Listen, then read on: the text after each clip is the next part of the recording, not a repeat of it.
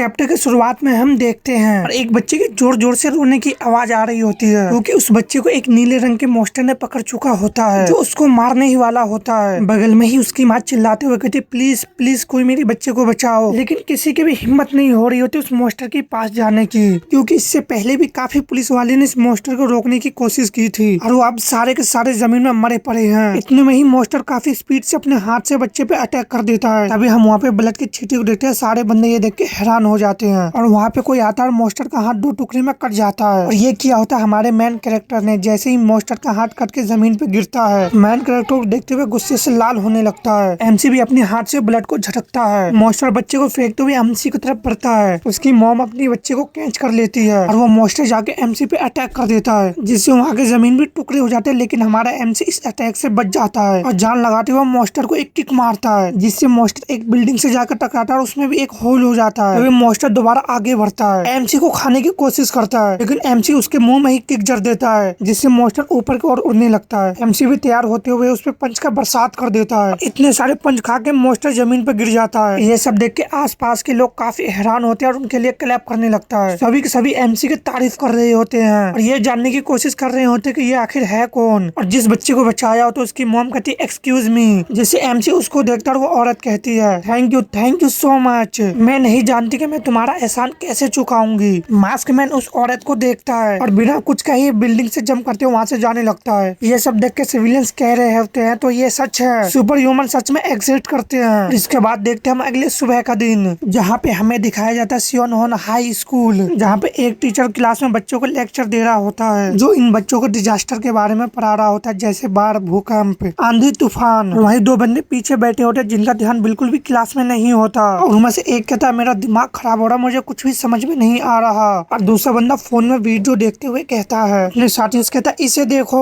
दूसरा कहता रुको मुझे चक्कर आ रहे हैं। वो कहता चुप रहो बस इसे देखो, जिसमें एमसी और मॉन्स्टर का फाइट का वीडियो चल रहा होता है। वो बंदा कहता है कुछ दिन पहले ही किसी ने और यो घटना का वीडियो पोस्ट किया था। दूसरा कहता है ये तो व्हाइट कैप है, बाकी सभी वीडियो घटिया क्वालिटी में, लेकिन ये बहुत ही करीब है। इस वीडियो को बनाने के लिए उसने अपनी जान को जोखिम में डाला होगा। दूसरा कहता हाँ सही का, इस वीडियो की क्वालिटी काफी अच्छी है, सच में मुझे अपने आंखों पे विश्वास नहीं हो रहा है। अगर ऐसा मॉन्स्टर मेरे सामने आ जाएगा तो मेरी वाट लग जाएगी। आखिर ये सारे के सारे मॉन्स्टर आ कहाँ से रहे हैं। ये दोनों पीछे बैठकर आपस में बात कर रही होते। इतने में ही टीचर देख लेता है। टीचर कहता है हे तुम दोनों पीछे बैठ के वहाँ पे क्या कर रहे हो। इतना कहते ही वहाँ पे अलर्ट मोड ऑन हो जाता है। पूरे स्कूल में एक तेज तेज से बेल बजने लगती है जो डिजास्टर अलर्ट के लिए होती है। यहाँ पे इतनी शोर मच रही होती है, तभी एक बंदा हेड डाउन करके सो रहा होता है, क्योंकि स्कूल के आसपास कहीं मॉन्स्टर होता है। इससे सारे स्कूल की क्लास रद्द हो जाती है। क्लास में काफी ज्यादा शोर मच रहा होता है। तभी टीचर कहता है क्लास से बाहर जाते समय एक दूसरे को धक्का मत देना और यहाँ से सीधे घर जाना।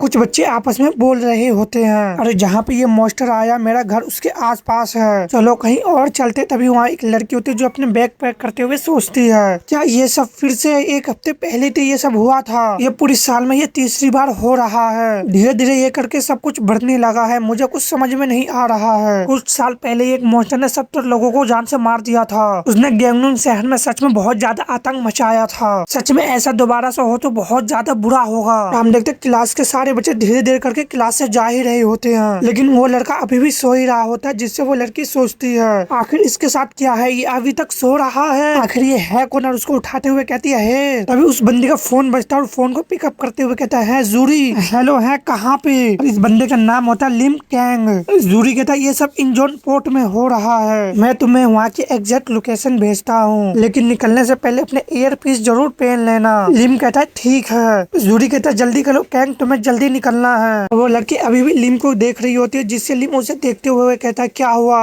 लड़की कहती नहीं मुझे लगता है कि तुम अब तक सो रहे थे, दरअसल यहाँ पे अलर्ट जारी हुआ इसलिए तुम्हें अपने घर जाना होगा। लेकिन लिम को इस बात से कोई फर्क नहीं पड़ता। लिम उबासी लेते हुए कहता ठीक है। लड़की सोचती है कितना वियर्ड है और वहाँ से जाते हुए कहती है आखिर इसकी दिक्कत क्या है, ये काफी ज्यादा लापरवाह लग रहा है, अगर इसके ऐसे ही हाल रहे तो ये ज्यादा दिन तक जिंदा नहीं रह पाएगा। और असल में लिम इस लड़की के जाने का वेट ही कर रहा होता है और उसके जाते ही लिम अपना बैग खोलता और अपने मन में कहता है ठीक है मेरे ईयर पीस भी मेरे पास है, क्या मुझे बाथरूम में जाना चाहिए चेंज करने के लिए, जितना हो सके मुझे लोगों की नजर में नहीं आना है। और लिम भी क्लास से बाहर जाने लगता है और हम इंचार्ज पोर्ट का सीन देखते हैं जहाँ पे मॉन्स्टर मौजूद होता है। एक बंदा तेजी से मॉन्स्टर तक कार को बढ़ाता है तो साले मॉन्स्टर मर जा। जैसे वो ट्रक मॉन्स्टर से टकराता है वो पीछे से उठना शुरू हो जाता है और वहीं पर रुक जाता है, जिससे वो बंदा कहता है तुम कमीने तुम हेल में जाओ। और वो मॉन्स्टर एक ही पंच में ट्रक की हालत खराब करता है, साथ ही उस बंदे को भी जान से मार देता है। ये सब एक बंदा देख रहा होता है और कहता है मुझे यकीन नहीं हो रहा कि उसने ट्रक को पूरी तरह से डिस्ट्रॉय कर दिया। दूसरा बंदा इतना डर चुका होता है कि वो डर से रो रहा होता है और वो बंदा उसका कॉलर पकड़ते हुए कहता है बंद करो रोना, खुद को संभालो छोटे डरपोक। और वो बंदा अभी भी रोते हुए बड़बड़ा रहा होता है, जिससे वो बंदा कहता है चुप हो जाओ वरना तो हम दोनों को मरवा डालोगे। इससे बाहर निकलो और मेरी बात सुनो जोगू, हम जिंदा बच सकते हैं। वो हमें बचाने के लिए मिलिट्री भेज रहे हैं, तुमने भी सुना होगा, तो प्लीज चुप हो जाओ, हमें बस छुप के इंतजार करना है। तभी मॉन्स्टर उन दोनों को ऊपर से देख लेता है। जूरी कहता तुम कहाँ पे हो? लिम कहता बाथरूम में चेंज कर रहा हूँ। जूरी कहता लिम हालत अभी बहुत गंभीर है, तुम्हें जल्दी करना होगा, मैं तुम्हें पूरी बात बताऊंगा और रास्ते में तुम्हें डायरेक्शन भी दूंगा। लिम पूरी तरह से तैयार होते हुए कहता समझ गया जूरी, मैं अब जा रहा हूँ। जूरी कहता क्या तुम्हारे पास एयर पीस है? लिम कहता हाँ मैं अभी उसी से ही बात कर रहा हूँ। जूरी कहता तुम्हारा बैग और तुम्हारे यूनिफॉर्म का क्या? लिम कहता मैंने उसे छुपा दिया बिल्कुल सेफ जगह पे। जूरी कहता तुम बिल्कुल भी साफ सुथरे नहीं हो, वैसे भी स्कूल से वहाँ पहुँचने में लगभग 11 मिनट लगेंगे, बस तुम उस तरफ भागते रहो जहाँ पे मैं तुम्हें कहता हूँ। लिम कहता समझ गया। और जूरी कहता है मैं सोच रहा हूँ कि तुम इसे कितनी जल्दी कर पाओगे। लिम कहता मैं जितना हो सके उतना फास्ट जाऊंगा और वो अपने स्कूल के विंडो से जंप कर देता है। मॉन्स्टर उन दोनों बंदे को देख रहे होते हैं, जिससे वो दोनों बंदे काफी डरने लगते हैं। एक कहता उसने हमें ढूंढ लिया। अभी मॉन्स्टर एक ही पंच से एक बंदे को जान से मार देता है। दूसरा बंदा कहता मुझे दिखाओ कि तुम किस चीज से बने हो। मॉन्स्टर के पंच से वो बंदा कंटेनर से जाकर टकराता और वहीं पे गिर के मर जाता है और वो दूसरे की तरफ बढ़ता है। दूसरा भी डर से कांप रहा होता है, लेकिन मॉन्स्टर उसको भी जान से मार देता है। तभी एक बंदा वहाँ से भाग रहा होता है, जिसे मॉन्स्टर भी नोटिस कर लेता है और उसके तरफ जंप करता है। मॉन्स्टर बंदे के पास ही लैंड करता है, जिससे वो बंदा डर से अपने जगह पे ही जम जाता है और मॉन्स्टर उसके सिर को पकड़ लेता है। वो बंदा डरते हुए कहता है प्लीज मुझे जीने दो प्लीज, लेकिन मॉन्स्टर उस बंदे को उठा के फेंक देता है, जाके कंटेनर से टकराता है, नीचे गिरता है। एक ही बार में उस बंदे का हालत काफी ज्यादा खराब हो जाता है, लेकिन मॉन्स्टर उसी की तरफ बढ़ रहा होता है और बंदा सोचता है एक एलियन, ये आखिरी चीज जो मैं देखूंगा, और मॉन्स्टर उसी की तरफ अपना हाथ बढ़ा रहा होता है। एक बंदा उस पर अटैक करते हुए कहता है उसे अकेला छोड़ दो। वो अटैक जाके मॉन्स्टर से टकराता है, जिससे मॉन्स्टर भी दूसरे तरफ देखता है। हम देखते ये भी एक वर्कर होता है जो काफी हिम्मत से कहता है मैंने कहा उसे अकेला छोड़ दो, तुम गंदे जानवर। इधर लिम भी काफी स्पीड से बढ़ रहा होता है। जूरी कहता है तुम आधे रास्ते में हो, प्रैक्टिकली हवाई जहाज से भी तेज, बस सीधे जाओ और तुम उससे देख लोगे। और ये भी न्यूज में आया है स्पेशल डिफेंसिव फोर्स भी बंदरगाह के तरफ जा रहे हैं, हालांकि केयरफुल रहना, हम नहीं जानते कि ये कितने पावरफुल हो सकते हैं। लिम कहता जूरी मैं बंदरगाह देख रहा हूँ। हम बंदरगाह का सीन देखते हैं जहाँ पे एक वर्कर चिल्लाते हुए कहता है अब तुम्हारा मौका, इससे बाहर निकलो और यहाँ से चले जाओ। वो बंदा काफी डरते हुए कहता सर मुझे लगा कि सब भाग गए होंगे। वो बंदा अपने मन में कहता ये मॉन्स्टर की नजर मुझ पर है, इसलिए अपने आप को संभालो और यहाँ से भाग जाओ बेवकूफ। वो मॉन्स्टर उसे ही देख रहा था और बंदा अपने मन में सोचता है मैं अकेला बाहर निकल सकता था, लेकिन अगर मैं इस बेवकूफ को पीछे छोड़ देता तो मैं खुद को माफ नहीं कर पाता। और अपने बीवी और बच्चे को सोचते हुए कहता है हनी बेटे मुझे तुम दोनों की याद आती है, लेकिन मुझे लगता है कि अब मेरा समय खत्म हो गया है, प्लीज समझो मुझे ये करना ही होगा। तभी मॉन्स्टर को कुछ फील होता है और वहाँ से आगे बढ़ जाता है। तो दोनों बंदे काफी हैरान होता है। एक बंदा अपने मन में कहता है क्या ये जा रहा है, प्लीज बस चलते रहो वापस मत आना। और वो मॉन्स्टर जाते हुए कंटेनर को पकड़ लेता है और उसको उठाते हुए उन दोनों बंदे पे फेंक देता है, जिससे वो बंदा कहता है ये कमीना क्या कर रहा है। और वो कंटेनर उस बंदे की तरफ काफी स्पीड से बढ़ रहा होता है। हम देखते हैं हमारा MC भी वहाँ पे पहुंच जाता है और वो आगे बढ़ते हुए कंटेनर को किक मारता है, जिससे उस बंदे के आँख खुले खुले ही रह जाता है। और लिम वहाँ पे लैंड करता है और मॉन्स्टर को देखता है। मॉन्स्टर भी उसे देख रहा होता है और लिम कहता है तुम्हें इस तरह चीजें नहीं फेंकना चाहिए, तुम सच में किसी को चोट पहुँचा सकते हो। जूरी कांपते हुए कहता है यार मैं घबरा गया हूँ, क्या तुम नहीं हो, क्या तुम सुन रहे हो लिम। लिम कहता है जूरी क्या मुझे इससे बात करने की कोशिश करनी चाहिए। लिम के कैप में लगे कैमरे से जूरी भी मॉन्स्टर को देखता है और कहता है जरूर इसकी बहुत ही कम संभावना है कि वो तुम्हें समझ पाए, लेकिन हमें कोशिश करनी चाहिए। और अपने मन में कहता है बैटल शुरू होने से पहले, हर फाइट से पहले। हम एक फ्लैशबैक देखते हैं। जूरी कहता है मैं चाहता हूँ कि तुम उससे पहले बात करने की कोशिश करो, बेशक हमें उन्हें जरूर मार देना चाहिए इससे पहले कि वो और ज्यादा लोगों को नुकसान पहुँचा सके, लेकिन अगर कोई हमें ऐसा मिल जाए जो बोल सकता है और हमसे बात कर सके तो हम शायद ये पता लगा सकते हैं कि वो कहाँ से आए और किस लिए आए हैं। कोशिश करने में कोई बुराई नहीं है ना। ये उन्हें तुरंत ही मार देने से कहीं ज्यादा फायदेमंद हो सकता है। लिम मॉन्स्टर से कहता अरे क्या तुम बात करना जानते हो, मैं पहले ही तुम जैसे से कुछ मिल चुका हूँ, अगर तुम मेरी बात ठीक से समझ रहे हो। मॉन्स्टर बोलने की कोशिश करने लगता है जिससे वो दोनों हैरान होते हैं और मॉन्स्टर गुस्से से टमाटर जैसा लाल हो जाता है और लिम पे अटैक कर देता है, लेकिन लिम उससे बच जाता है और वो दोनों एक दूसरे को ही देख रहे होते हैं। तभी मॉन्स्टर अपने हाथ से लिम पे अटैक कर देता है जिससे लिम कंटेनर से टकराता है। लिम कंटेनर के सहारे जंप करते हुए मॉन्स्टर के पीछे आ जाता है। लिम कहता है मेरी उम्मीद से भी कहीं ज्यादा फास्ट। जूरी कहता है क्या तू ठीक है, और लिम कहता है हाँ, लेकिन बात करने की कोशिश करने का कोई मतलब नहीं है। जूरी कहता तूने मुझे एक पल के लिए टेंशन में डाल दिया था, उसे अपने ऊपर हावी मत होने दो यार। तभी वहाँ पे हेलीकॉप्टर आता है और उन दोनों के फाइट को रिकॉर्ड करते हुए कहते हैं हम लाइव है और हम बंदरगाह से रिपोर्ट दे रहे हैं। हम आज का लाइव फोटोज आपके पास लाएंगे। मैं ये यकीन नहीं कर रही, मुझे यकीन है कि आप उस सफेद टोपी वाले को उस बीच से लड़ते हुए देख सकते हैं। ऐसा लगता है कि स्पेशल फोर्स भी आ गए हैं। तभी हम देखते हैं वहाँ पे मिलिट्री वाले भी आ जाते हैं। उनमें से एक ऑफिसर कहता है सभी लोग तैयार हो जाओ लेकिन फायर मत करना। एक बंदा कहता है कमांडर बंदरगाह के रास्ते इतने छोटे हैं कि IFV और इलेक्ट्रिक शॉक यूनिट अंदर नहीं आ सकते। कमांडर कहता फिर उन्हें पीछे ही रखो। वो कहता सर लेकिन हमें प्लान A को पूरा करने के लिए हमें जरूरत है। ऑफिसर कहता क्या तुम्हें समझ में नहीं आता? तुम्हें कोई अंदाजा नहीं कि ये जानवर क्या कर सकता है? हमारे वेपन उनके खिलाफ बिल्कुल बेकार है। US स्पेशल इंटेलिजेंस ने व्हाइट कैप की फाइट के बारे में जांच की है और उसका एक नतीजा निकाला। उसके एक अकेले की ताकत भी हम सबसे मिला के ज्यादा है।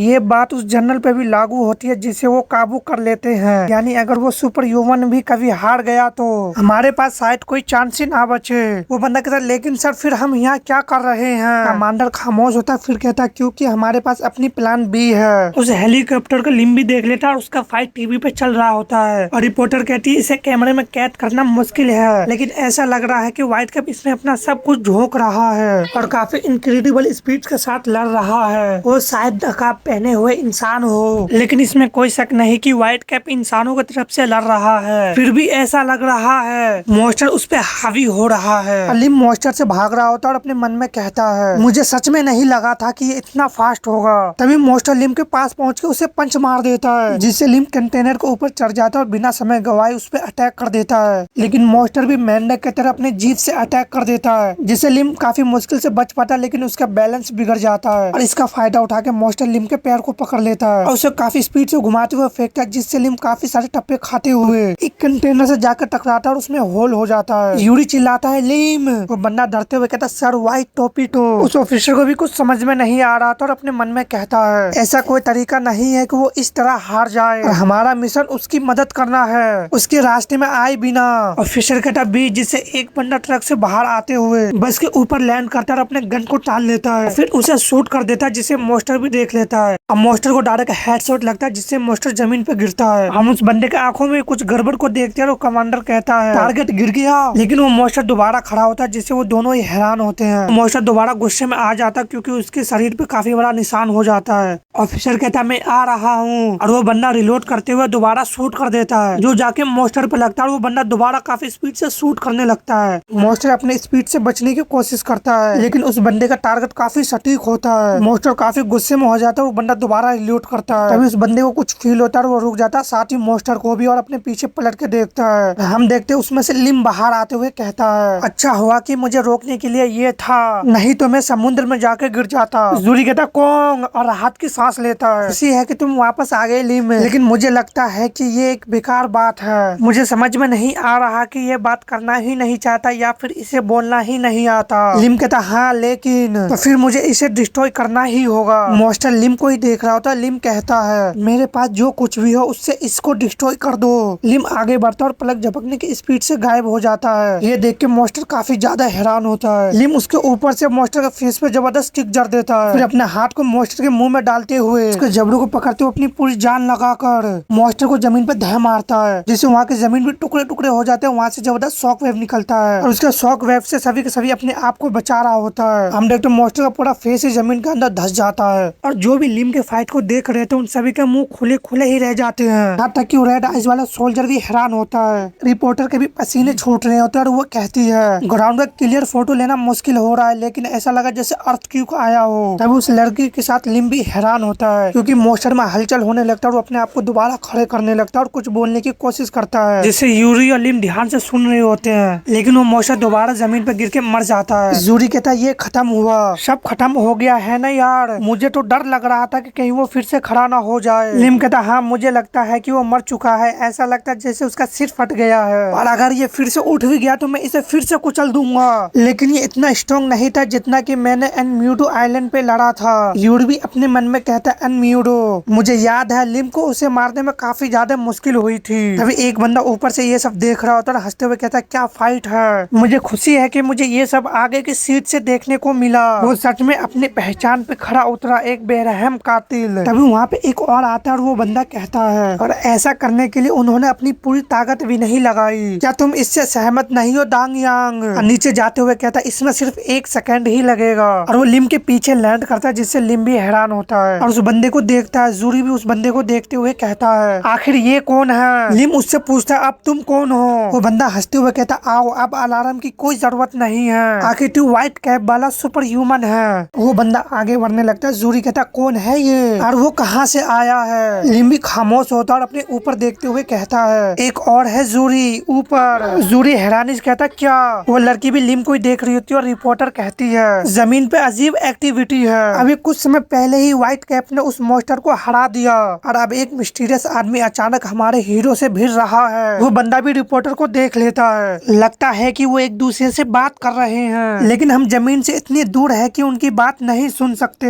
एक बंदा कहता अब क्या? दूसरा वाला कहता तुम बेवकूफ। वो बंदा फिर से कहता नहीं अब वो लड़ेंगे। ऑफिसर भी उस बंदे को देखते हुए कहता सर मैं नहीं जानता कि इसका क्या मतलब निकालूं कमांडर। कमांडर कहता मैं भी नहीं, हम में से किसी ने उम्मीद नहीं की थी कि कोई अनजान शख्स इस तरह भिड़ जाएगा, लेकिन हम कुछ कर भी नहीं सकते। हमारा एक ही मकसद है पूरी तरह सतर्क रहना जब तक व्हाइट कैप चला नहीं जाता। दूसरा कहता यस सर। रेड आइज वाला सोल्जर भी खामोश होता है। मिस्टीरियस बंदा कहता मुझे मानना पड़ेगा मैं थोड़ा निराश हूँ, फाइट उतनी रोमांचक नहीं रही जितनी मैंने सोची थी, लेकिन फिर भी ये काफी मजेदार थी। तुम्हारी ताकत और अंदाज देखने लायक थी, तुमने मुझे केचप मैन की याद दिला दी। लिम भी हैरानी से सोचता है केचप मैन, और केचप मैन टीवी सीरीज का फेमस सुपर हीरो है। लिम अपने आप को केचप मैन में सोचते हुए कहता है आप तो बस ऐसे ही कह रहे हैं, मतलब मैं तो बिल्कुल भी केचप मैन जैसा नहीं हूँ। इससे मिस्टीरियस बंदा भी कंफ्यूज होता है और जूरी कहता है डैम इट, वो मीठी बातों में फंसा रहा है, उसे कैसे पता कि चापलूसी लिम की सबसे बड़ी कमजोरी है। लिम ये बेवकूफी बंद करो और होश में आओ, हमें ये जानना होगा कि वो कौन है और आखिर कहाँ से आया है। लिम कहता ठीक है तुम कौन हो? जूरी कहता लिम क्या तुम अपने आप को भी सुन रहे हो? और अपने मन में कहता लिम बहुत ही भोला है, लेकिन तुम मुझे बेवकूफ नहीं बना सकते, इसमें कोई शक नहीं है, ये एक खतरा है। और वो बंदा हंसते हुए कहता है तुम्हें कुछ भी परेशान नहीं करता है ना, मैं शुरू से ही तुम्हारे कामों को सराहना करता हूँ। न्यूज कवरेज, तुम्हारी कमेंट पोस्ट ऑनलाइन पोस्ट की गई और यहाँ तक कि लाइव स्ट्रीम पर भी। जब भी जेनोट्रॉन अलर्ट बजता है तुम किसी भी तरह वहाँ पे आ ही जाते हो, पर आज मैं यहाँ बस अपना एक और काम निपटाने आया हूँ। हालांकि मुझे तुम्हें अपने आंखों से लड़ते हुए देखकर अच्छा लगा, लेकिन मैं तुम्हारे लिए यहाँ नहीं आया हूँ, मेरा तुम्हारे खिलाफ कुछ भी नहीं है। लिम कहता और मैं तुम पे भरोसा क्यों करूँ? जूरी कहता याद है कौन उस समय सेंट चियाक में ब्लैक सूट वाले लोग, पहले उन्होंने दोस्ती का दिखावा किया फिर तुम्हें टेजर से गिरा दिया। सोचो जरा उस दिन भी SXDF वहाँ मौजूद था, ठीक वैसे ही जैसे आज है। SXDF का मतलब स्पेशल जेनोट्रॉन डिफेंसिस फोर्स। जूरी कहता क्या पता ये आदमी भी सरकार या मिलिट्री के लिए काम करता हो, हमें नहीं पता कि ये क्या कर सकता है, इसलिए तुम्हें अभी वहाँ से निकल जाना चाहिए। लिम खामोश होता है। वो मिस्टीरियस बंदा कहता है मिस्टीरियस बंदा कहता लगता है तुम मुझ पर विश्वास नहीं करोगे, लेकिन शायद तुम मुझे सुनना चाहोगे। दुनिया ने तुम्हारे जैसे किसी के लिए एक नाम रखा है, तो बताओ लोग तुम्हें क्या कहते हैं? लिम कहता सुपर ह्यूमन। मिस्टीरियस बंदा कहता मैं भी एक सुपर ह्यूमन हूँ, जिससे लिम और जूरी दोनों हैरान होते हैं। और मिस्टीरियस बंदा कहता और भी है, मेरे और तुम्हारे अलावा भी और भी है, वो लोग जो कुछ भी हम समझते हैं या जो आम तौर पे सही माना जाता है उसे मानते ही नहीं। ये लोग जिनके पास ऐसी ताकत होती है जो हमारी सबसे पागलपन कल्पनाएं को भी उबार देती है। लिम ये सब सुन रहा होता है। जूरी अपने मन में कहता है मुझे पहले से ही शक था, उन्होंने पहले ही अमेरिका और यूरोप के 2 सुपर ह्यूमन पहचान लिया है, लेकिन ये बात और किसी को नहीं पता। कोरिया में सिर्फ कॉन्ग लिम ही अकेला सुपर ह्यूमन है। इस बीच अमेरिका के किसी हिस्से में देखते जहाँ पे एक बंदा लिम और मिस्टीरियस बंदा को देखते हुए कहता है वो अजीब सा दिखने वाला इंसान कौन है? मुझे साफ साफ लग रहा है कि उसमें कुछ गड़बड़ है, क्या वो व्हाइट कैप का फैन है? कैरल मुझे ये थोड़ा अजीब लग रहा है। कैरल कहती है ऐसा लग रहा है जैसे मैंने इसे पहले कहीं देखा है। वो बंदा कहता है व्हाइट कैप, हाँ वो तो काफी फेमस है। कैरल कहती है नहीं मैं उसकी बात नहीं कर रही, वो डरावना सा चोट वाला वाला आदमी। बहन क्या हमें ऑडियो नहीं ले सकते?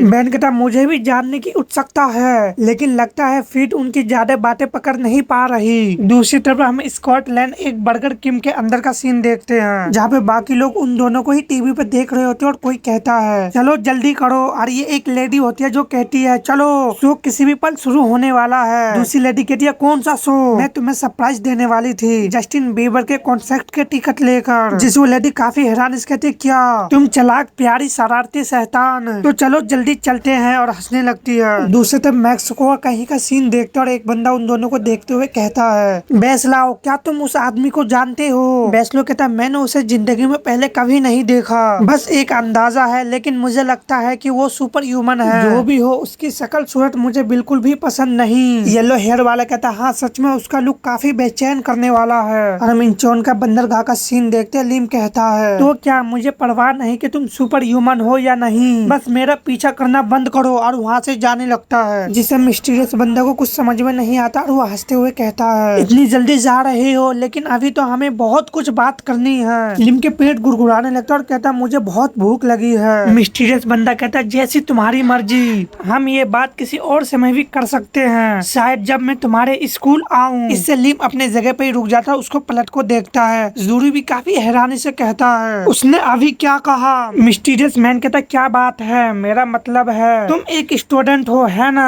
जब तुम वो मास्क नहीं पहनते हो। लिम भी काफी हैरानी से कहता क्या मतलब? जूरी के भी पसीने छूट रहे होते और वो कहता वो कैसे? मिस्टीरियस मैन हंसते हुए कहता क्या मैंने तुम्हें चौंका दिया? चिंता मत करो तुम्हारा राज मेरे पास सेफ है, और प्लीज उस गुलाबी बाल वाले दोस्तों को भी भरोसा दिला दो जो एयर पीस के दूसरी तरफ है, उसे कहना कि फिक्र ना करे, मुझे राज रखना अच्छे से आता है। लिम इससे काफी हैरान होता है। जूरी भी काफी हैरानी से सोचता है वो मेरे बारे में भी जानता है। मिस्टीरियस मैन कहता मुझे मानना पड़ेगा वो लड़का सच में काबिल था, मुझे पता है कि वही तुम्हारा मास्क और माइक्रो कैमरा बनाता है, वो सच में बहुत हुनरमंद और अनोखा है। मुझे खुद को रोकना पड़ा कि कहीं मैं उसे अपने लिए ना ले जाऊं। जूरी का तो पसीना निकल रहा होता और वो अपने मन में कहता सन ऑफ विच, वो कितना जानता है। मिस्टीरियस मैन हंसते हुए कहता है आओ अब इतना गुस्सा मत हो, ये सिर्फ थोड़ी मजाकिया बात है। लेकिन लिम भड़कते हुए कहता है हम इसे यहीं और अभी सुलझा लेंगे, हम सुपर ह्यूमन के बीच। जूरी रोकते हुए कहता रुको कॉन्ग, अभी इसके लिए समय नहीं है। लिम कहता जूरी मेरा एक फैमिली है, इकलौता फैमिली, और मैं ये पक्का कर दूंगा कि तुम इसे एक बार भी ना देखो कभी। इसे मिस्टीरियस मैन और रेड आइज वाला बंदा थोड़ा सा हैरान होता है। मिस्टीरियस मैन हंसते हुए कहता है और मुझे नहीं लगा था कि तुम इतने परेशान होगे, तुम्हें समझ लेना चाहिए कि मैं तुम्हारा दुश्मन नहीं हूँ, और हम बिना इतने दुश्मनी के भी बात कर सकते हैं। लिम कहता कमीने। जूरी सोचता है कॉन्ग। मिस्टीरियस मैन कहता ठीक है, अगर तुम यही चाहते हो तो मेरे पास लड़ने के अलावा और कोई चांस नहीं बचता। तभी लिम काफी स्पीड से आगे बढ़ता है। जूरी कहता नहीं, और कमांडर भी अपने मन में कहता है क्या वो अचानक ही लड़ रहे हैं? लिम उसे पंच मारने के लिए तैयार रहता है, लेकिन वो भी अपने आप को संभालता है और लिम के पंच को ब्लॉक कर लेता है, जिससे लिम भी हैरान होता है और साथ ही जूरी भी। और जूरी कहता उसने ब्लॉक कर लिया। हाथ को पीछे और करते हुए दोबारा उस पर अटैक कर देता है, लेकिन अपना सामने देख के हैरानी से कहता वो। मिस्टीरियस मैन कहता तुम तो बहुत ही नर्म दिल वाले हो है ना।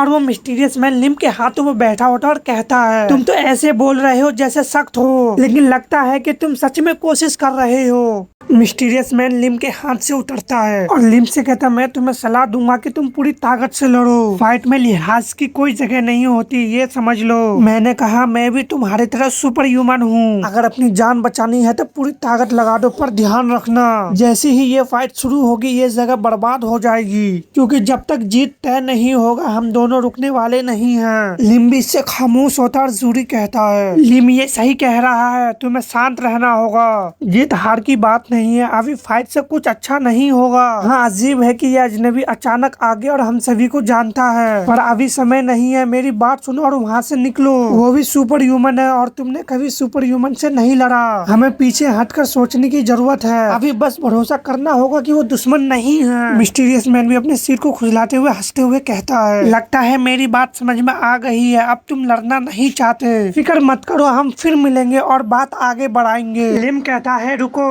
मुझे अपना नाम बताओ नहीं तो मैं तुम्हें जाने नहीं दूंगा, मेरा नाम है कॉन्ग लिम। मिस्टीरियस मैन इससे खामोश होता है और फिर कहता है मेरा नाम नैनका है, और वहाँ से जाने लगता है। तो वो लड़की भी वहाँ पे लैंड करती है और नैनका कहता है चलो यहाँ काम खत्म हो गया। दांग यान कहती है मैं तुम्हें इसमें मदद कर सकती हूँ तुम्हारा हाथ। इससे नानकी खामोश होता है और लिम के पंच को सोचता है। देखते उसका हाथ डैमेज लग रहा होता है और वो हंसते हुए कहता है ये इतना बुरा नहीं है, चलो चलते हैं दानियांग। और वो दोनों वहाँ से बड़े स्पीड में गायब हो जाते हैं। लिम भी उन्हें देख रहा था, जूडी कहता वो चले गए। और अमेरिका का सीन देखते हो वहाँ पे कोई कहता वो गायब हो गया। और मुझे लगा था कि इस बार भी कुछ मजेदार होगा। मॉस्को में भी येलो हेयर वाला कहता बस इतना ही, ऐसा लगता है। बासिलाव कहता है तुम कहना चाहते हो कि मैंने ये सब यूं ही देखा? येलो हेयर वाला कहता अजीब है, व्हाइट कैप ने हमला ही क्यों किया? पर अगर फाइट होती तो बंदरगाह कुछ ही सेकंड में तबाह हो जाता, लोगों की जान जाती, इसलिए दोनों ने फाइट से बचना ठीक समझा। पर इसमें मजा कहाँ है, थोड़ी सी फाइट से क्या हो जाता। और हम बंदरगाह का सीन देखते, कोई कहता एक्सक्यूज मी। लिम उन्हें देखता और हम देखते ये दोनों वर्कर होते हैं जो कहते हैं हमें आपको शुक्रिया सामने आकर कहना चाहिए। दूसरा कहता थैंक यू, आपने हमारी जान बचाई। आप जब आए हम दोनों तो लगभग मर ही चुके थे, पता नहीं हम आपका बदला कैसे चुकाए। पर अगर फाइट के बाद तुम्हें भूख लगी हो तो मुझे पास में एक जगह पता है जहाँ मजेदार ट्यूब मिलती है। दूसरा कहता तुम उसे स्टू खिलाना चाहते हो। लिम कहता इट्स ओके और वहाँ से जंप करके चला जाता है। लिम को जाते हुए देखकर सोल्जर कहते कमांडर व्हाइट कैप चला गया।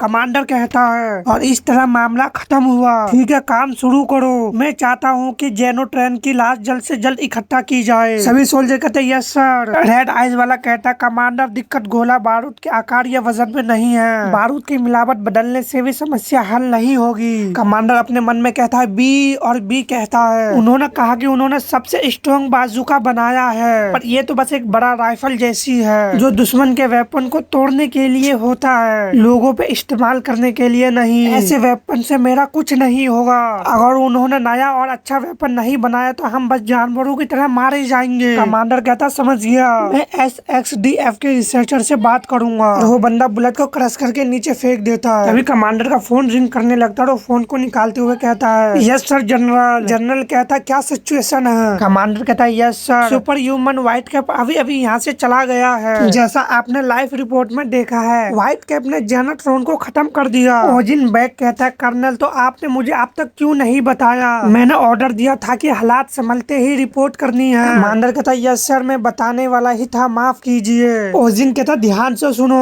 जेनट्रॉन की बॉडी सुरक्षा ले जाना सबसे जरूरी है। कमांडर कहता यस सर। ओजिन कहता मैं सरकार और फोरेंसिस को खबर कर दी है, बाकी सब संभाल लूंगा। तुम बॉडी को सुरक्षित कार्गो 101 में रख देना। और वहाँ पे कार्गो शिप आ जाता जिसमें मोस्टर को रखने लगते हैं। और कमांडर कहते हैं एयरक्राफ्ट पहले ही वहाँ है और हम अभी भी कार्गो 101 में बॉडी रख रहे हैं सर। ओजिन कहता एक बार बॉडी जहाज में रख दी गई तो ये SXDF के कंट्रोल से बाहर हो जाएगा, फिर तुम अपने सोल्जर को वापस बुला लेना और तुम्हारा मिशन पूरा हो जाएगा। कमांडर कहता यस सर मैं समझ गया। कमांडर फोन को रख देता और ओजिन किसी और को फोन मिलाने लगता और कहता है आपका क्या अर्जेंट है? ओजिन कहता नहीं सर, लेकिन मुझे लगा कि आपको बता देना चाहिए, जेनट्रॉन ने हमला किया है और कुल 14 लोग घायल है सर, 2 आम लोग बहुत गंभीर हालत में और बाकी। तभी कॉल से आवाज होता है रुको आगे मत कहो। और तुम्हें लगा मैं इसे सुनना चाहूंगा? पूरे रिपोर्ट देने की जरूरत नहीं, सीधे मुद्दे पे आओ। जिस जहाज में बॉडी है वो जल्द ही एयर फाल्कन के लिए रवाना होगा। वो बंदा पूछता कब पहुंचेगा?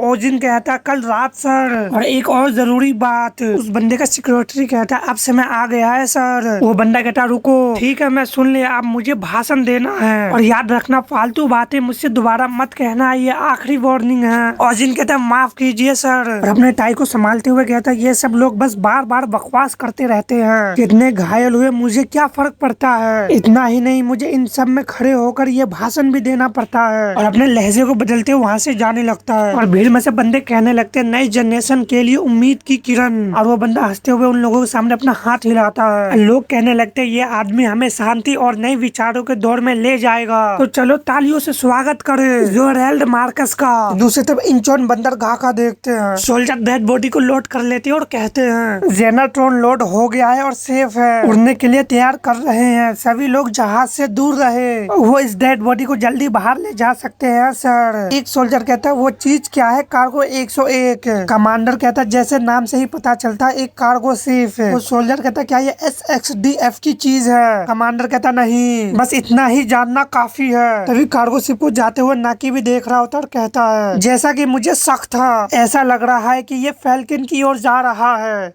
नेक्स्ट सीन में केचप मैन को देखते हैं जो एक विलन का जाके गला पकड़ लेता है और केचप मैन उससे पूछता है, मैं तुमसे आखिरी बार पूछ रहा हूँ, याद रखो तुम्हारी जान तुम्हारे जवाब पर है, मुझे बताओ शेरलॉक कहाँ छुपा है ताकि मैं उसे ढूंढ कर डिस्ट्रॉय कर सकूं। वो बंदा कहता, तुम मेरे गला दबा रहे हो, मैं बोल नहीं सकता बेवकूफ। केचप मैन कहता, मैं तुम पे दया दिखा रहा हूँ फिर भी तुम मान नहीं रहे कमीने। वो बंदा अपने मन में कहता, मैं बताने की कोशिश कर रहा हूँ। केचप मैन कहता, तो यही तुम्हारी वफादारी का नतीजा मिलता है, और उसे नीचे की ओर फेंक देता है। इसे वो जाके एक बिल्डिंग से टकराता है, उसकी हालत भी काफी खराब हो जाता है, लेकिन केचप मैन उसके तरफ आते हुए जबरदस्त पंच मारता है। इससे उस बंदे का हालत काफी ज्यादा खराब हो जाता है और केचप मैन कहता है, जब तक मैं हूँ धरती को कोई हरा नहीं सकता, ये बात शेरलॉक को जाके बता दो। और बंदे केचप मैन के तारीफ करने लगते हैं, वो जीत गया, उसने मॉन्स्टर को हरा दिया वगैरह वगैरह। और रिपोर्टर भी बता रहे होते न्यूयॉर्क में अजीब सा आदमी केचप मैन से लड़ रहा है। लड़ाई काफी तेजी थी और केचप मैन ने तुरंत ही उस मॉन्स्टर को हरा दिया। फिर से केचप मैन ने हमें बचा लिया, धरती की आखिरी उम्मीद, हमारे हीरो का एरा केचप मैन। और ये टीवी शो को लिम देख रहा होता है और कहता है, अब मुझे एक हफ्ता और इंतजार करना पड़ेगा। उसी के बगल में जूरी सो रहा होता है और उठते हुए कहता है, क्या तुम तैयार हो? भाई कल के जोरदार फाइट के बाद थका नहीं, केचप मैन का समय अभी बहुत जल्द है। लिम कहता, पर मैं इसे मिस नहीं कर सकता, तुम बाद में रिपेल देख लो, आज का एपिसोड बढ़िया था और वो न्यूयॉर्क में था। जूरी कहता, नहीं मुझे तुम बताओ। लिम को नौकी का बात याद आता है कि तुम मुझे केचप मैन की याद दिला रहे हो, और वो फ्रस्ट्रेट होते हुए कहता है, तुम कैसे कह सकते हो कि मैं तुम्हें केचप मैन की याद दिलाता हूँ। जूरी कहता, 100वीं बार कह रहा हूँ, मुझे नहीं पता, मैं सोने जा रहा हूँ। रुको एक सेकंड, तुम्हारा आज स्कूल बंद नहीं है। लिम हैरानी से कहता, क्या, और तुम अब मुझे बता रहे हो? लिम काफी स्पीड से वहाँ से चला जाता है और जूरी कहता है, ये जानबूझकर नहीं हुआ, बस भूल गया। कुछ ऐसा है कि स्कूल फिर से खुल गया है क्योंकि जेनाटोन को हरा दिया गया। आराम करो, अभी लेट नहीं हुए हो। अरे यार कम से कम दरवाजा तो बंद करो, मैं उठना नहीं चाहता। नेक्स्ट इंचोन का स्कूल का देखते हैं जहाँ पे स्कूल के बंदे बात कर रहे होते हैं और वो बच्चे लिम के बारे में काफी फालतू बात कर रहे होते हैं। एक कहता है उसकी खैर नहीं, वो बहुत स्लो पंच मारता है, वही उसका हारने का कारण बनेगा। तो दूसरा कहता है उसे हार नहीं कह सकते, किसी से भी पूछ लो, फिर भी व्हाइट कैप सबसे बेस्ट है। तो एक बंदा लिम का साइड लेते हुए कहता है, मैं तुम्हें मॉन्स्टर से लड़ते हुए नहीं देखता, कीबोर्ड के पीछे से बात करना आसान है ना? वो कहता, क्या बकवास है, मैंने तुम्हारे साथ क्या किया है भाई? वो बंदा कहता, बस इतना कह रहा हूँ कि व्हाइट कैप के बारे में बकवास मत करो। वो अकेले ही अपनी जान को खतरे में डाल के जेनाटोन से लड़ रहा है, व्हाइट कैप एक हीरो है। वो बंदा कहता, हीरो, मेरे ख्याल से तुमने वो साजिश की कहानी नहीं सुनी है। लोग कहते हैं कि व्हाइट कैप सेना का बनाया हुआ एक साइबोर्ग है। दूसरा बंदा कहता, वो फिर से झूठी अफवाह फैला रहे हैं। और उन दोनों में ऐसी बहसबाजी चलने लगती है जिससे लिम के साइड लेने वाला बंदा मस्ती में पंच मारता है, जिससे उसका एल्बो एक बंदे से टकरा जाता है, जिससे वो बंदा कहता, तुम फाइट करोगे, और वो बंदा काफी डरने लगता है। हट्टा कट्टा आदमी कहता, तुम अपनी जान को जोखिम में डाल रहे हो छोटे आदमी, मेरे रास्ते से हट जाओ वरना मैं अपना आपा खो दूंगा। वो बंदा कहता, मुझे माफ कर दो। दूसरा बंदा सोचता, हम मुश्किल में हैं, मुझे पता है वो कौन है, वो टाइक चो है। चो कहता, तुमने मेरे पेट में मारा, अब मेरा पूरा दिन बर्बाद हो गया। तभी वो हैरान होता है, उसका नजर लिम पे जाता है। लिम से कहता है, क्या तुम मुझे घूर रहे हो? लिम भी उसे देख रहा था और वो बंदा गुस्से में कहता है, मेरे साथ बकवास मत करो, तुम मांस के लोथरे। लिम उसे सॉरी बोलते हुए आगे बढ़ जाता है। जो आगे बढ़ते हुए कहता है, ये लोग पागल है, मैं तुम सबके चेहरे याद रखूंगा, तुम खास हो, अगली बार मैं तुम्हारे आंखें निकाल दूंगा। एक बंदा कहता है, ये स्कूल की तरफ जा रहा है, और वो सोचता है तुम वही बेवकूफ हो जो मई में भी मोटी जैकेट पहने हुए हो, इसके पास तो कोई बैग नहीं है, हम लोग तो लगभग मर ही जाते। वो कहता, क्या, क्यों, वो कमीना कौन है? वो बंदा कहता, तुमने कानोदा कुरु के बारे में सुना है? वो कहता, हाँ लेकिन ज्यादा नहीं। और वो कानोदा कुरु के बारे में बताता, ये बहुत पुराना है, इसने सारे गैंगस्टर को हराकर अपने कमान में ले लिया, ये कोई आम हाई स्कूल बदमाश नहीं है, ये इतना स्ट्रॉन्ग और खतरनाक है कि इसने इंचोन के सड़कों पे भी कब्जा जमा लिया है, और इसमें से ज्यादातर सियोन इयोन आया है और अपने इसे भी अपने कब्जे में ले लिया है। हमारा स्कूल नया है और कोई कुरु नहीं है, और हम जिससे अभी टकराए वो टाइकी चो है। वो अपना सिर पकड़ते हुए कहता, तुम ये क्या कह रहे हो? वो सब सियोंग योन हाई आए हैं, मुझे बिल्कुल नहीं पता था कि अब हमारा स्कूल लाइफ बिल्कुल बदल जाएगा। वो बंदा कहता, ज्यादातर नहीं जानते कि स्कूल बंद और अलर्ट की वजह से सब संभालना मुश्किल है, वो लड़का तो मार ही देता है, बस गलत टाइम पर देखो। मुद्दा ये है कि कुनुडो कुरु से दूर रहो, चुप रहना ही बचने का तरीका है। तभी कोई आवाज लगाता है, होंग होंग, जिसे एक लड़की ऊपर की ओर देखती है और कहती, क्या है, तुमने मुझे डरा दिया। एक लड़की कहती है, मैंने तुम्हारा नाम दर्जों बार पुकारा बेवकूफ, फिर भी तुम सो रहे हो, और ये चेहरे के निशान क्या करने वाले हो? मैंने कहा था बॉक्सिंग छोड़ दो। होंग कहती है, बस मुझे तंग करने के लिए मेरे क्लास में मत आओ, तुम कौन हो, मेरी माँ हो क्या? और ये लड़की कि जिंजू यो है। तभी वहाँ पे लिम आके अपने सीट पे बैठ जाता है, जिससे वो दोनों लड़की उसे देखने लगती है और जुंजो लिम को आवाज लगाती है, जिससे लिम कहता है हाँ बोलो। जुंजो कहती है तुम्हारी फ्लाइट नीचे है। लिम कहता ओ नहीं। होंग भी इससे बलस करने लगती है। जुंजो वहाँ से जाते हुए हंसते हुए कहती है फिर मिलेंगे, वैसे तुम्हारे क्लास के फ्रेंड काफी प्यारे हैं। लिम कहता अरे वो सच में मजाक नहीं कर रही थी और अपने जीप को बंद करता है। होंग कहते ठीक है बस वापस मत आना और तुम्हें सिगरेट की स्मेल आ रही है, जिससे वो होंग को देखते और होंग कहती है जुनो तुम्हें उन लोगों के साथ नहीं रहना चाहिए। जुनो वहाँ से जाते हुए कहती है चिल्लाना बंद करो ठीक है, और तुम मेरी भी मम्मी नहीं हो, लेकिन अगर तुम बॉक्सिंग छोड़ दो तो मैं भी सोचूंगी। होंग अपने मन में कहती है क्या वो निराश है, समझ में नहीं आता। और हम देखते हैं लिम का जिप टूट जाता है और वो कहता है अरे यार ये क्यों हो रहा है अभी क्यों, और होंग उसे देखने लगती है और अपने मन में कहती है ये भी निराश है। दूसरी तरफ हम अटलांटिक ओशन का सीन देखते हैं। समुद्र में कहीं एक बंदा बोट पे होता है, तभी समुद्र में हलचल होता है, जिससे वो बंदा हैरान होता है और समुद्र में देखने लगता है। अपने मन में कहता कुछ तो है। हम देखते हैं समुद्र से कुछ बाहर आने लगता है और वो बंदा कहता है आखिर क्या है ये। नेक्स्ट सीन अटलांटिक का 5 मिनट पहले का देखते हैं और एक बंदा कहता है ये डॉल किस लिए, ये तो पेंगुइन है ना। दूसरा कहता ठीक है आज रूबी का जन्मदिन है और ये समुद्र तट पे सस्ता मिल रहा था। मोटू कहता राजकुमारी को अच्छे तोहफे चाहिए पेंगुइन नहीं। दूसरा कहता पता नहीं सर, लेकिन वो कहती है कि उसे अंटार्कटिका जाकर पेंगुइन पकड़ने हैं, इसलिए मैंने सोचा उसे पसंद आएगा।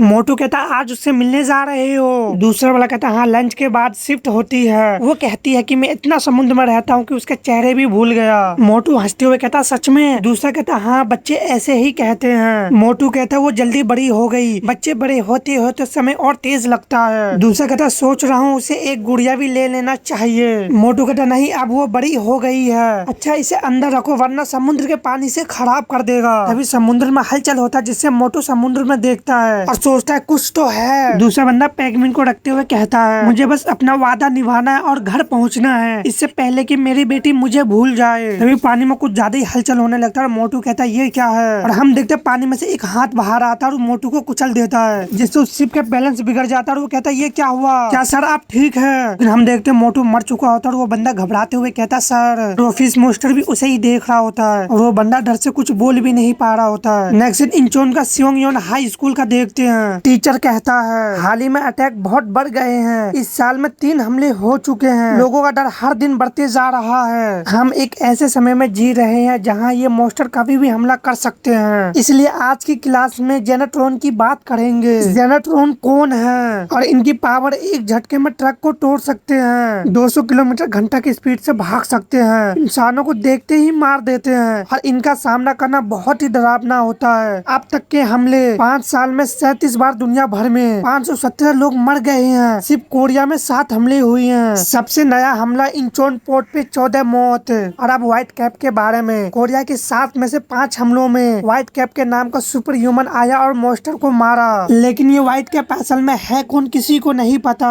पहले के सबसे बड़े हमले 2015 पोंग हांग, पहले हमले में कई मौत हुई, मॉन्स्टर की डेड बॉडी मिली पर किसने मारा नहीं पता। 2016 मंगून 75 मौतें और 100 घायल। मॉन्स्टर हेब्डा हॉर्न 7 हॉर्न वाला मॉन्स्टर भाग निकला, आज तक वही अकेला जेनेट्रॉन है जो बच के निकला। हेब्डा हॉर्न की घटना, लोगों ने बताया एक लंबे बाल वाला आदमी आया और उस मॉन्स्टर से लड़ा, फिर वो भी अचानक गायब हो गया और मॉन्स्टर भी वहाँ से उड़ के गायब हो गया। सरकार मानते हैं कि शायद वो आदमी मारा गया और मॉन्स्टर छिप गया। इसके बाद जेनेट्रॉन कंट्रोल सेंटर बना, अलग अलग अलर्ट लेवल तय हुए, SXDF के नाम से बने स्पेशल सोल्जर। और आज के सबसे बड़े सवाल, वो लंबे बाल वाला आदमी कौन था, क्या वो सच में मर गया, हेब्डा हॉर्न अभी कहाँ छुपा है, और व्हाइट कैप कौन है, क्या उन दोनों में कोई रिश्ता है, सबसे जरूरी जेनेट्रॉन आते कहाँ से हैं। और टीचर भी अपने सामने देख के भड़क जाता है, क्योंकि उसके लेक्चर से सारे बच्चे बोर होके सो जाते हैं। टीचर डेस्क पे हाथ मारते हुए कहता है ठीक है जागो, रिंग बजने वाली है। मैं बस एक बात कहना चाहता हूँ, पढ़ाई जरूरी है पर सिर्फ होमवर्क टेस्ट ही सब कुछ नहीं है, सबसे जरूरी है इंसानियत और फ्यूचर का चिंता करना। सिर्फ किताबें या गेम्स में मत खोए रहो, अपने आसपास की दुनिया पर भी ध्यान दो। और वहाँ से जाते हुए कहता है यही बात कहनी थी, अगली क्लास में मिलते हैं। होंग भी टीचर को जाते हुए देख रही होती है। नेक्स्ट सीन में टीचर जा रही होती है और कहता है हाय यानी, मैं आज जल्दी निकला हूँ, आ रहा हूँ। तुम सही कहते हो, मुझे जल्दी पहुँचना चाहिए, आज एनिवर्सरी है, ज्यादा देर नहीं लगेगी, जल्द मिलते हैं। मुझे अपने बेटे के पास जाना है, तुम अकेले ऊपर हो। पापा दुआ करेंगे कि अब तुम्हें कोई मास्टर तकलीफ ना दे। और ये सब कहते हुए टीचर रो रहा होता है।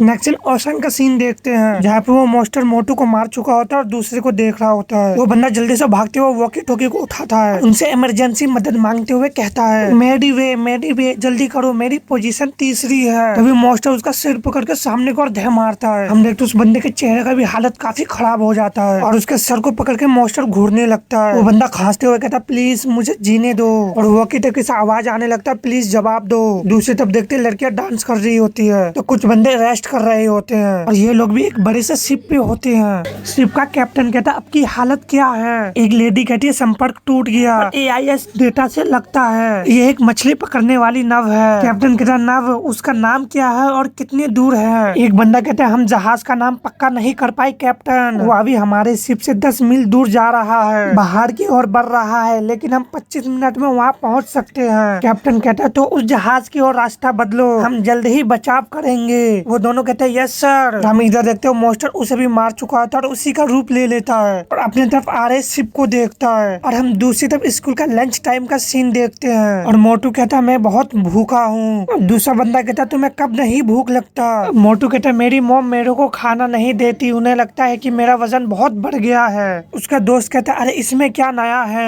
यार, हमारे क्लास में सारे बदसूरत ही क्यों डाल दिया है। मोटू कहता मुझे लगता है कि लड़कियां भी हमारे बारे में यही कह रही होगी। वो कहता आखिर तू किसके साइड है। ली कहता शुक्र मना के हम किसी और के क्लास में नहीं गए, ऊपर वाले क्लास में तो अभी नर्क जैसा हाल है। दू कहता क्यों, ओह तू कह रहा है कि वो कमीने। ली कहता हाँ कूडो गैंग के 3 बॉस ऊपर के क्लास में हैं, उनके ज्यादातर गुंडे ऊपर के क्लास में ही बिखरे हुए हैं, मतलब इस साल हमारी किस्मत अच्छी है। दू कहता हाँ जाने दो उन्हें, खासकर उस छोटे कमीने के जो हमारे क्लास में फंस गया, बिना कूडो को तो उसकी कोई वजन ही नहीं, फिर भी ऐसे घूमता है जैसे पूरी क्लास उसकी है। ली कहता भूल जाओ उसे, कोई परेशानी खड़ी मत करो।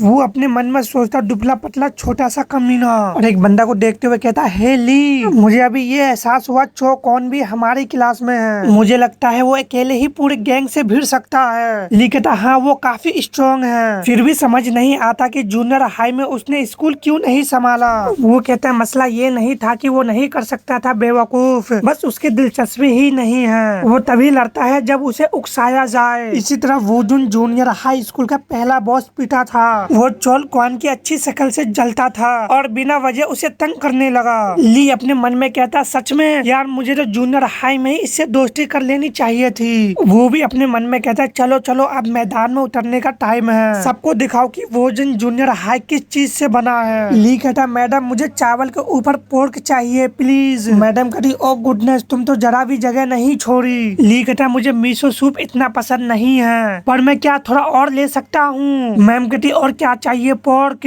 बिल्कुल तुम और ले सकती हो, तुम मेरे बेटे जैसे हो और मैं अपने बेटे को भूखा नहीं रहने दूंगी, खासकर जब उसे पढ़ाई करनी है और बड़ा होना है। ली कहता ये थोड़ा अजीब लगेगा पर क्या मैं आपको एक बार माँ कह सकता हूँ। वो उसे मारते हुए कहता हट बेवकूफ। इधर लिम्बी ठूस ठूस के खा रहा होता है, तभी वहाँ पे चोल आता और कहता मैं बस जानना चाहता हूँ तुम हमेशा अकेले क्यों खाते हो। ये बात है मैं भी अकेले ही खाता हूँ। लिम उसे देखने लगता है और चू कहता है क्योंकि मेरे क्लास में कोई मेरा दोस्त नहीं है, लगता है तुम्हारा भी कोई दोस्त नहीं है। लिम इससे जूरी को सोचने लगता है और कहता है हाँ तुम सही कह रहे हो। चू अपना सिर पकड़ते हुए कहता कम से कम मैं इसमें अकेला नहीं हूँ। और चू लिम को देखने लगता है और उससे कहता है क्या तुम कोई स्पोर्ट खेलते हो क्योंकि तुम काफी फिट हो। लिम कहता खैर मैं खुद को ताइक्वांडो सिखा रहा हूँ। चू कहता वाह मुझे तो पता भी नहीं था कि तुम ऐसा भी कर सकते हो, तो फिर क्यों ना अब से हम भी साथ साथ खाना खाए। लिम भी इससे मान जाता और कहता ठीक है। तभी एक बंदा उठता हुआ जा रहा था और कोई कहता तुम लिटिल बास्टर्ड, और वो बंदा जमीन पे जाके गिरता है। उसके तब कूडू कूडू बढ़ रहा था, उनमें से एक कहता है हमारे रास्ते में आने का यही अंजाम होता है, तुम कमीने कहीं के। वो बंदा उनसे माफी मांगता है और उनमें से एक कहता तेरे जैसे लोग लाइन काटना और भी मुश्किल बना देता है, मुझे वैसे भी गुस्सा संभालने में दिक्कत है, ऊपर से ये सब। जुंजी अपने मन में कहती है तो ये है ताइकोचो।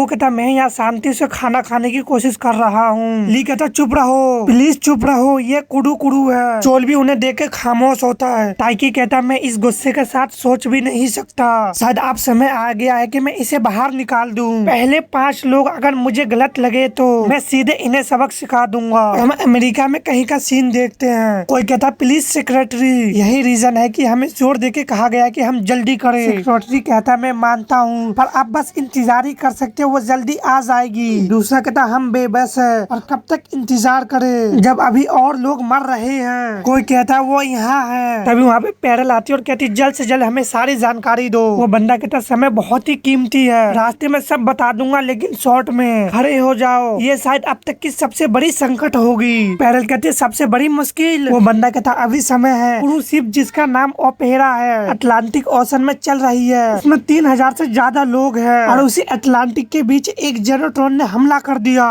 पैरल उसके साथ के बंदे वो दोनों हैरान होते हैं। पैरल कहती है ये अच्छा नहीं है। उसके साथ का बंदा कहता अगर ये सच है तो तैरते हुए जाल में फंसे हुए चूहे सबसे बड़ा संकट। कहानी सही लगता है। वो बंदा कहता हाँ हमारे पास एक भी पल बर्बाद करने का समय नहीं है, लेकिन जो चीज मुझे सबसे ज्यादा परेशान कर रही है वो ये है। पैरल कहती है माफ करना जेम्स बीच में टोकने के लिए, लेकिन हमें जल्दी करनी चाहिए, हमें रास्ते में सारे डिटेल बता देना। चलो। जेम्स कहता हाँ हेलीकॉप्टर तैयार है, चलते हैं मिस्टर सेक्रेटरी, आप कुछ कहना चाहते हैं? सेक्रेटरी कहता नहीं मैं कुछ नहीं, बस सेफ रहना। वो वहाँ से जाते हुए कहते यस सर, और वो लोग वहाँ से चले जाते हैं। वो बंदा टेबल पर हाथ मारते हुए बताता है बस उसके रूम में होने से ही मेरी सांसें रुक गई, तो ऐसा लगता है सुपर ह्यूमन के सामने होना। नेक्स्ट अनजान जगह का देखते हैं। डान यांग कहती है नेकी मीडिया बहुत ही हलचल में है क्योंकि तुमने व्हाइट कैप से कॉन्टेक्ट किया। ऐसा लगता है कि सब लोग ये जानने में लगे हैं कि तुम कौन हो, और मेरे बारे में भी मुझ पर भी इनाम तक रख दिया गया है। नेकी हंसते हुए कहता है बाउंटी, हमने ऐसा क्या किया है कि हमारे ऊपर बाउंटी रख दिया जाए? डान यांग कहती है मजाक की बात नहीं है, ये वही होता है जब तुम खुद को सबके सामने ला देते हो, ये जानते हुए कि तुम कैमरे में थे। नेकी कहता अब इसकी कोई परवाह नहीं है, एयर पे जाना पूरी प्लान का हिस्सा था, लेकिन मैं बाद में समझाऊंगा। अब चीजें इतनी रोमांचक हो गई है कि किनारे से देखना काफी नहीं है। दुनिया जल्द ही अराजकता के तूफान का सामना करेगी और मैं बस ये पता लगाने की कोशिश कर रहा हूँ कि किसका साइड बेहतर नजारा होगा। आखिरकार करीबी मुकाबला देखने में हमेशा मजेदार होता है। दूसरी तरफ अमेरिका का सीन देखते पैरल हेलीकॉप्टर तरफ जा रही होती है और वो लोग उसमें बैठने लगता है। जेसम अपने मन में कहता है अरे नहीं, लगता है मैं अपनी मौत की ओर बढ़ रहा हूँ, और उनसे कहता तुम लोग सीट बेल्ट बांध लो, शायद जरूरी भी ना हो क्योंकि ये थोड़ा दंग है। और सोचता मैं अपना मुंह क्यों खोला। पायलट कहता LC-100 तैयार है, उड़ान भरने के लिए रेडी, और वो लोग वहाँ से जाने लगता है। और जेसन कहता है हमने कभी भी खुले समुद्र में किसी जेनोट्रॉन को पकड़ने की कोशिश नहीं की है। LC-100 वहाँ पहुँचने का सबसे बढ़िया तरीका है। ये अमेरिका का सबसे फास्ट हेलीकॉप्टर है। यहाँ से उस जगह तक जहाँ क्रूज शिप ओपेरा है लगभग 500 मील दूर है, वहाँ तक पहुँचने में 2 घंटे लगेंगे। और मैं आपको यहीं से सिचुएशन का ब्रीफिंग दूंगा। लगभग 4 बजे इस दोपहर वर्जीनिया के तट पर एक नौसैनिक अड्डे को मदद के लिए कॉल किया। कॉल का कारण था शिप पे एक जेनोट्रॉन का हमला। बाद में उन्होंने पूरी स्थिति का पता लगाया। क्रूज शिप जिसमें 2500 से ज्यादा और 500 क्रू मेंबर है, ये शिप अटलांटिका महासागर से यूके और अमेरिका के बीच चलती है क्योंकि वहाँ जेनोट्रॉन का हमला था। नौसेना ने हमसे मदद मांगी, लेकिन आप दोनों उस समय स्कॉटलैंड में थे, सरकार खाली नहीं बैठ सकती थी, इसलिए उन्होंने SXDF के सोल्जर भेजे, साथ ही नर्स सील की एक टीम भी तैनात की। सील्स और SXDF मिलकर 5 सबमरीन की टीम बनाई। पैरल कहती है सिल्फ और SXDF क्या ये अभी भी कॉम्बैट में है? जेम्स कहता टास्क फोर्स शिप तक 8 बजे पहुंच गए और 20 मिनट के बाद सोल्जर से हमारी बात बंद हो गई। मैं समझ नहीं पा रहा हूँ, लेकिन इसका सिर्फ एक ही मतलब हो सकता है, लगता है कि पूरे टास्क फोर्स को डिस्ट्रॉय कर दिया गया हो। वो बंदा अपने मन में कहता सिर्फ 20 मिनट में। जेसम कहता लेकिन एक और बात हैरान करने वाली है। वो बंदा कहता वो कौन सा है? और आपा अभी भी अपने आप चल रही है, यानी ऑटोमेटिक नेविगेशन सिस्टम पर। अगर यही रास्ता चलता रहा तो ये अपने असली ठिकाने हेला रोड पहुंच जाएगी। हेड वाला बंदा कहता है मतलब क्या इसका मतलब है कि जेनाट्रॉन अब जमीन पर घूम सकता है? जैसम कहता है बिल्कुल, और सेफ्टी के लिए, जिससे वो दोनों बंदा हैरान होता है। F-14 फाइटिंग जेट तैयार कर दिया गया है, इनमें परमाणु बम लगे हैं, अगर बाकी सब काम ना करे तो ये मिसाइल यूरोपा के मार देगी उसके जमीन से पहुंचने से पहले।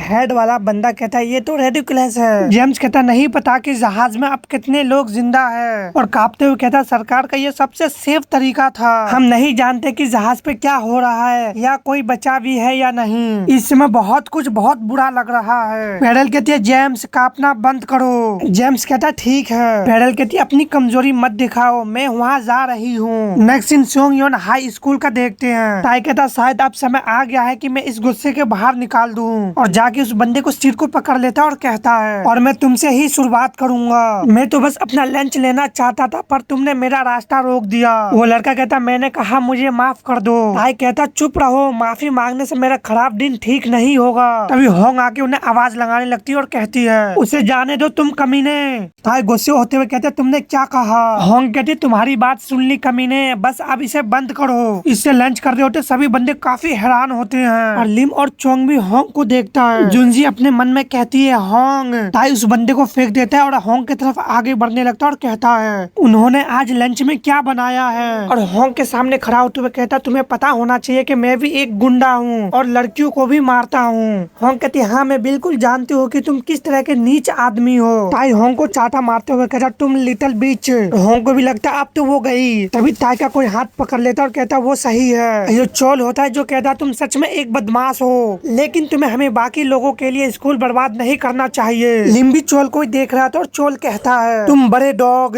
होंग भी इससे हैरान होती है। क्रू के बाकी मेंबर कहने लगते हैं ये कौन है? दूसरा कहता है वो चोल क्यों है। तो तीसरा कहता है वो विजन जूनियर हाई से है, कहा जा रहा है कि वो भी एक मुट्ठी भर है। ली कहता है ये हो रहा है, चोल उस घटिया क्रू से मुकाबला कर रहा है। वो कहता हटो मैं तुम्हारे वजह से देख नहीं पा रहा। टाई इससे गुस्सा हो जाता और कहता तुम कमीने, और चोल को किक मारते हुए कहता मेरे रास्ते से हट जाओ, जिससे चोल पीछे और घिसक जाता और टाई कहता है मांस के लोथरे खुद को मारने की कोशिश कर रहा है, लेकिन चोल अपने आप को ब्लॉक कर लेता और कहता है ये क्या था कमीने, तू अपना सेंटेंस पूरा कर। वो ली को काफी जोश आ जाता है और वो अपने मन में कहने लगता है हाँ चोल ये तुम कर सकते हो, इन बेवकूफ को दिखाओ कि बॉस कौन है। लिम्बी उन्हें ही देख रहा होता है। तभी चोल आके टाई को किक मारता है, जिससे टाई भी पीछे और हो जाता है, अपने आप को संभालने लगता है। तभी चोल आगे बढ़ता है, जिससे लिम और होंग उसे देखने लगते हैं, और चोल टाई के फेस पर जबरदस्त पंच मारता है, जिससे टाई के मुंह से ब्लड भी निकलने लगते हैं। क्रू का एक मेंबर कहता है वो कमीना ऐसा नहीं कर सकता। दूसरा कहता टाई भी अपने आप को संभालता और थोड़ा सा कराता है। टाई अपने मुंह से ब्लड को फेंकते हुए कहता है तो ठीक है, तो तुम कोई छोटे कमीने नहीं हो, तो इसका मतलब है कि मुझे आज तुम्हारे लिए एक बनाना पड़ेगा। बेहतर होगा कि तुम मुझसे अपनी जान की भीख मत मांगना। होंग अपने मन में कहती है उसने उसे हर तरह से मारा, लेकिन वो अभी भी खड़ा है। तभी एक बंदा कहता है मुझे लगता है कि ये काफी है। इससे होंग चोल टाई तीनों हैरान होते हैं। एक मोटू से बंदा बाहर आते हुए कहता है हिंसा के लिए अभी बहुत ही जल्दी है, तुम्हें ऐसा नहीं लगता? खाना ठंडा हो रहा है। ये कुडू क्रू के दूसरे गैंग मेंबर होते हैं। टाई कहता है बेबी बोलू एक बार ही कहूंगा इससे दूर रहो। होंग अपने मन में कहती है ओ गॉड मैंने सोचा कि ये एक जेनेट्रॉन था। बेबी ब्लू केडी क्रू का बॉस होता है और वो कहता है कम ऑन टाई दिन के आने से पहले इसे जाने दो। ली कहता है ये म्यून लैंगन है। वो उसके मोटापा को देखते हुए कहता है मुंह क्या लगता है उसके पास तो अलमारी का कब्रिस्तान छुपा हुआ है। ली कहता है मुंह नमगन 3 कूडो गैंग के लीडर में से सबसे खतरनाक और स्ट्रॉन्ग है। वो रैंक में तो तीसरे नंबर पे है, लेकिन बहरहमी और डर के मामले में सबसे ऊपर। तुम्हें ये पता होना चाहिए डूड। ब्लू बेबी टाई के बॉडी पे हाथ रखता है, जिससे वो चिढ़ते हुए कहता है ये क्या दिन है, इससे अगली बार इसकी कीमत चुकानी होगी। ब्लू बेबी कहता है मैंने तुम्हारे बारे में सुना है चोल, लेकिन आज तुमने बड़ी गलती कर दी। तू नहीं जानता कि तू किससे भिड़ रहा है, लेकिन तुम्हें जल्द ही पता चल जाएगा। चोल भी इससे खामोश होता है। एक कहता अरे वो डरावना इंसान कौन था? दूसरा कहता वो कुडू क्रू का बॉस है, मैं उनमें से एक के साथ होम रूम में भी हूँ। लिम पूरे खाने को चट करते हुए कहता मैं पूरी तरह से फुल हो गया। कोई कहता ऐसा लगता है जैसे स्कूल उनका है या कुछ और। लिम बड़ा सा ढकार मारता है, जिससे सभी लिम को ही देखने लगते हैं, और बच्चे कहने लगते हैं क्या तुमने भी ये सुना? तो दूसरा कहता ये क्या था? तो एक कहता पता नहीं ऐसा लग रहा था जैसे कोई बकरी फाट रही हो या कुछ और। इधर अमेरिका का सीन देखते ये लोग हेलीकॉप्टर से जा रहा होता है। जैसम कहता पैरल हम आ गए हैं, चारों तरफ सन्नाटा है, अब क्या करे। पैरल कहती है दरवाजा खोलो। जैसम कहता लेकिन अभी हम पानी से 1000 फीट ऊपर है, क्या आपकी सेफ्टी के लिए जहाज को थोड़ा और करीब नहीं ले जाना चाहिए। पैरल कहती नहीं हमें यहीं उतार दो। जैसम कहता मेरे दिए हुए एयर पीस से तुम मुझसे लगातार बात कर पाओगे। ये डिवाइस अल्ट्रासोनिक सेंसर से चलता है और जब तुम एक्टिव हो काम करेगा। मैं तुम दोनों के बीच कनेक्शन का हब रहूंगा। मैं तुम्हारी लोकेशन ट्रैक कर सकता हूँ, रास्ता बता सकता हूँ और जरूरी जानकारी भी दे सकता हूँ। पैरल कहती है समझ गई। और जैसम ग्रे सूट को बुलाओ, उन्हें बताओ कि मैं अब यहाँ हूँ और उन्हें मिसाइल को रोकना होगा। जैसम कहता ठीक है पैरल, मैं तुरंत फोन करूंगा और मैं तुम दोनों से विनती करता हूँ जल्द से काम करना। और वो दोनों हेलीकॉप्टर से जंप कर देते हैं और आगे शिप पे लैंड करते हैं। वो दोनों लैंड करते ही अपने सामने देख के कहते हैं यहाँ पे कुछ गड़बड़ है। वहाँ पे काफी सारे लोग मरे पड़े होते हैं और गैलन कहता है सभी को एक ही झटके में कुचल को मार दिया गया, ये जरूर जेनोट्रॉन का काम है। कहती है मैं भी सहमत हूँ, सिर्फ एक जेनोट्रॉन ही इंसानों की बॉडी को ऐसे फेंक सकता है, चलो। वो जेनोट्रॉन भी पैरल को देख लेता है और वो घूरते हुए पैरल को ही देख रहा होता है। जैसम कहता 1 मिनट पैरल, मुझे तुम्हें उस क्रूज शिप के बारे में बताना चाहिए। और एपा एक बहुत बड़ी समुद्री शिप है जिसका हर मंजिल का ढांचा अलग और मुश्किल है, इसलिए उस जेनोट्रॉन को ढूंढना काफी मुश्किल होगा जब तक कि वो पहले तुम्हें ना ढूंढ ले। गैलन कहता ठीक है, फिर शायद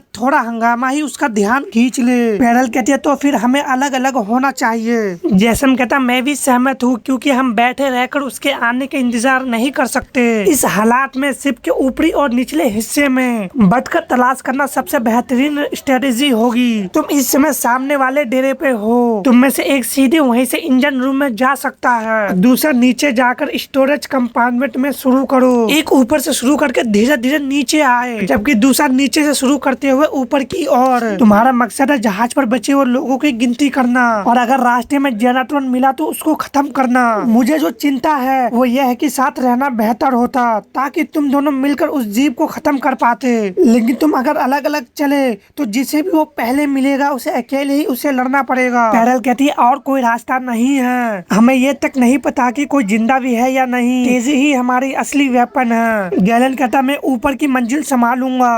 पैरल कहती है ठीक है, मैं नीचे की ओर जाऊंगी। और वहाँ से जाते हुए कहती है अगर उस दरिंदे से आमना सामना हुआ तो हम एक दूसरे को इशारे देंगे गैलन विद्रोह। और पैरल शिप से जंप कर देती है, फिर उस शिप में अपने पंच को मारती है और अपने आप को बैलेंस बनाने लगती है। नीचे की ओर स्लिप होते हुए एक जगह जाके कहती है तो यही है फिर, और अपने आप को ऊपर को करते हुए शिप में जबरदस्त किक मारती है, उसमें छेद करते हुए अंदर की ओर जाके लैंड करती है और अपने सामने को देखने लगती है और कहती है मैं अंदर पहुंच गई हूँ, मुझे तो बस बॉक्स के ढेरी दिख रहे हैं। जैसम कहता लगता है तुम स्टोरेज रूम में हो जो चौथे बेसमेंट लेवल पर है, वो कैसा दिख रहा है। पैरल आगे बढ़ते हुए कहती है मैं अभी तक नहीं कह सकती, लोगों का कोई निशान नहीं है, मुझे यहाँ कोई डेड बॉडी भी नहीं दिख रही है, इसका मतलब यहाँ पे अभी मॉन्स्टर नहीं आया है, मैं चलती रहूंगी। जैसम कहता गैलन लगता है तुम काफी अंदर तक आ गए हो, क्या दिख रहा है। गैलन कहता कुछ नया नहीं, जैसे ही दरवाजे से अंदर आया बस डेड बॉडी ही दिख रही है, मैं पहले ही ब्रिज इंजन रूम और कंट्रोल रूम देख चुका हूँ, बस इतना कह सकता हूँ कि हर जगह बॉडी है, बाकी कुछ खास नहीं। नक जैसा मंजर है कहना पड़ेगा।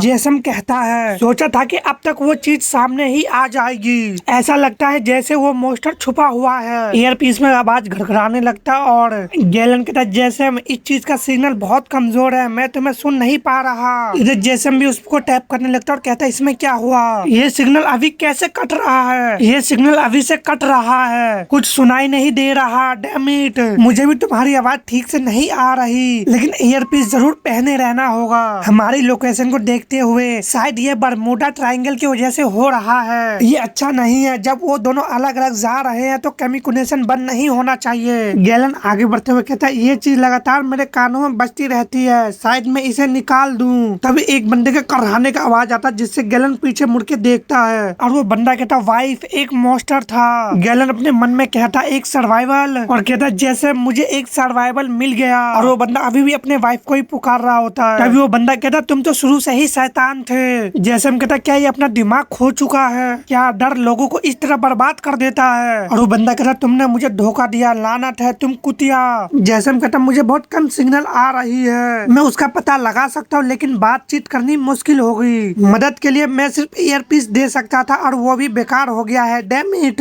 दूसरी तरफ पेरल उन दोनों को आवाज लगा रही होती है और अपने मन में कहती है अब इस चीज को क्या हो गया है, ये खराब हो गया है शायद मौसम की वजह से।